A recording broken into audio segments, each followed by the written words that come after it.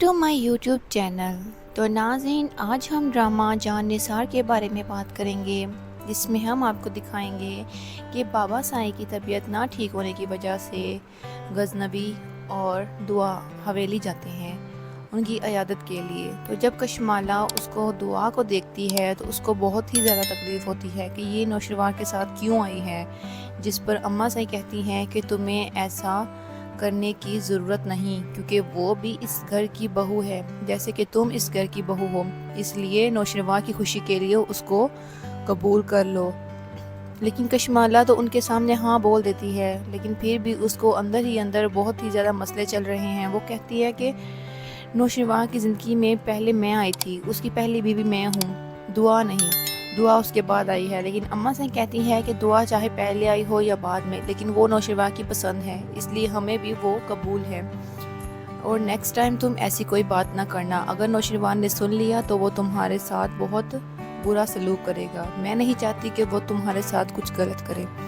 तो कशमाला चुप कर जाती है। गजनबी और दुआ बाबा साईं के पास जाते हैं उनकी इयादत के लिए। तो बाबा साईं बहुत खुश होते हैं और दुआ को बहुत सी दुआएं देता है और कहते हैं कि तुम यहाँ ही रुक जाओ। लेकिन गजनबी कहता है कि मैं ऐसे नहीं रुक सकता, मैं ऑफिस जाना होता है और कंपनी में कुछ मीटिंग्स वगैरह हैं, कुछ साइन वगैरह करने हैं। तो अम्मा साईं कहती है कि दुआ को तुम यहाँ ही छोड़ दो, जब तुम्हारा काम हो जाएगा तो तुम वापस आ जाना, इसी बहाने तुम हमसे मिलने तो आओगे।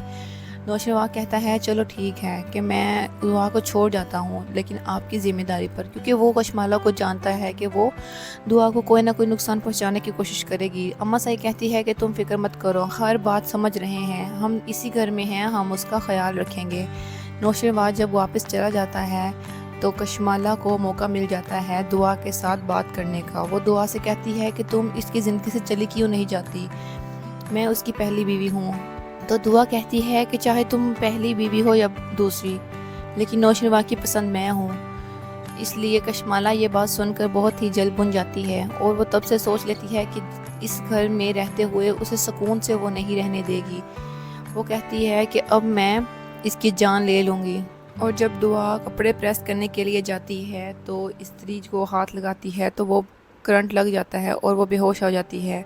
ऊपर से साथ ही गजनबी वापस आ जाता है और जब वो देखता है कि दुआ ज़मीन पर लेटी हुई है, बेहोश पड़ी है, तो वो चीखें मारने लग जाता है।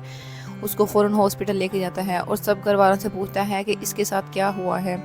कशमाला बहुत ही डर जाती है कि अगर पता लग गया कि मैंने ये सब कुछ किया है तो शायद वो मुझे कहीं छोड़ ही ना दे। इस वजह से वो बहुत डरी होती है।